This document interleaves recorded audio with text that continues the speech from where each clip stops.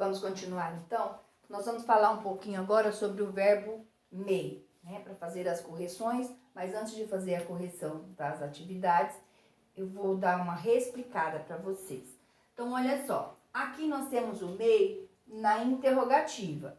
E nós observamos o quê? Que quando a frase é interrogativa, ele vem no início da frase. Ele é a primeira coisa que aparece na frase, tá? Então, na frase interrogativa, ele vem no início.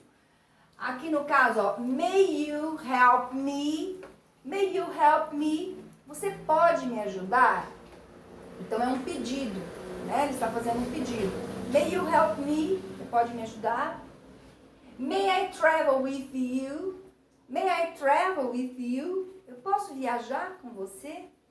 Também é um pedido. May I go to the movie with your friends? May I go to the movie with your friends?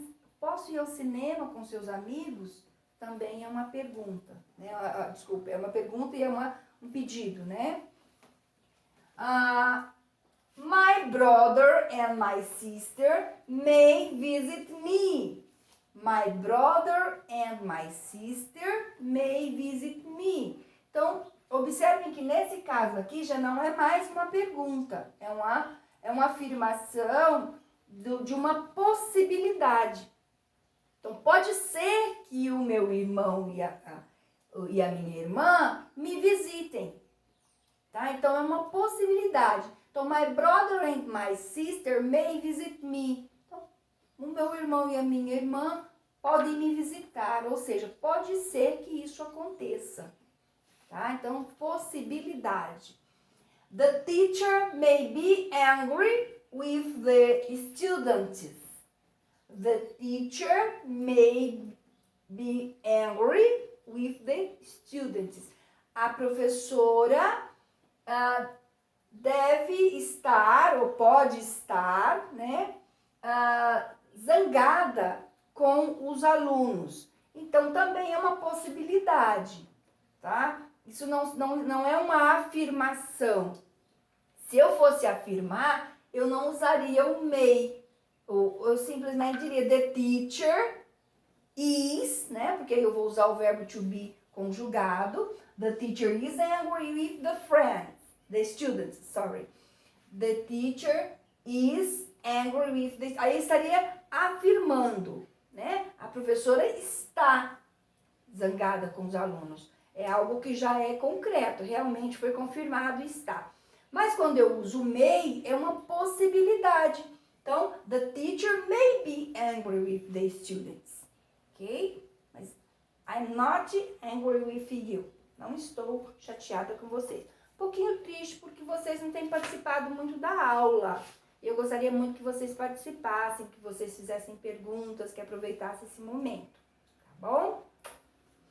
Então, observem também questão de possibilidade.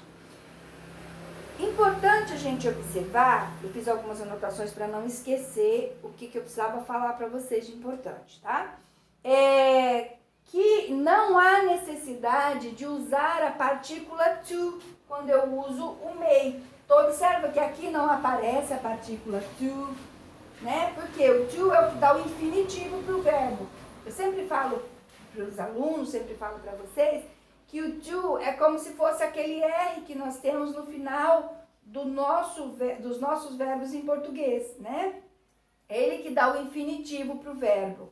Por exemplo, se eu falo to be, estar, o ser, to work, trabalhar, to think, pensar, to teach, ensinar, to run, correr, to love, amar, to study, estudar. Então, esse to, ele dá o infinitivo para o verbo. Mas quando eu uso o may, eu não uso essa partícula to, tá? Ela fica descartada. Então, por exemplo, I may make a cake. Make é o verbo fazer.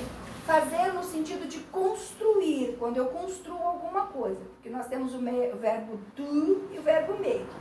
Em outro momento a gente fala sobre isso, tá? Os dois são fazer. Se vocês quiserem dar uma pesquisadinha depois na internet da diferença entre um e o outro, ótimo, ok? Mas aqui o make é quando eu construo alguma coisa.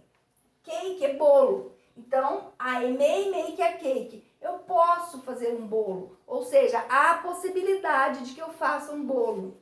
Né? For example, eu estou em casa e o meu filho me diz assim, mãe, estou com fome. Aí eu diz, I may bake a cake. Ou seja, eu posso fazer um bolo. Há uma possibilidade de eu fazer um bolo para que você coma e sacie a sua fome. Ok?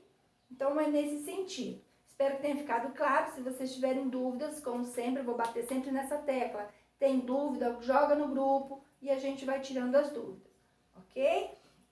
Outra coisa importante é que na negativa, vou apagar aqui em cima porque nós vamos falar da negativa. Na negativa, eu só vou colocar o not depois do may, tá?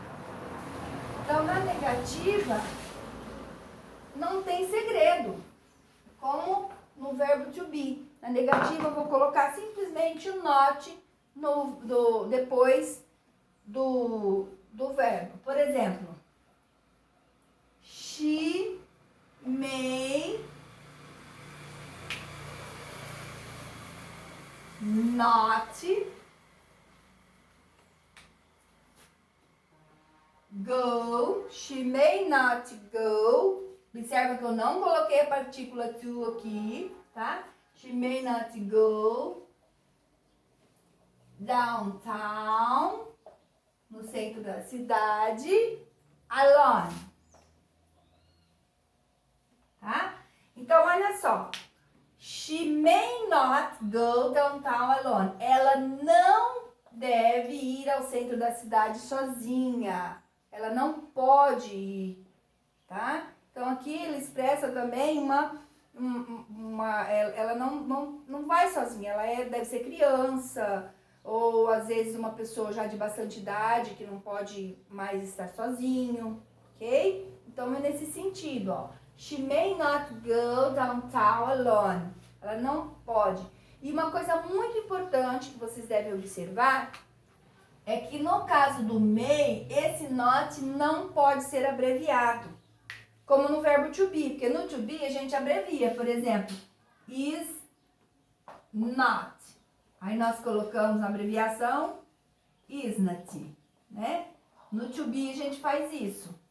Mas com o verbo, com o may, eu não posso abreviar. Ele só pode ser assim, may not. Ok? Espero que tenha ficado claro. Vou dar mais uma olhadinha no conteúdo e volto para falar sobre o will.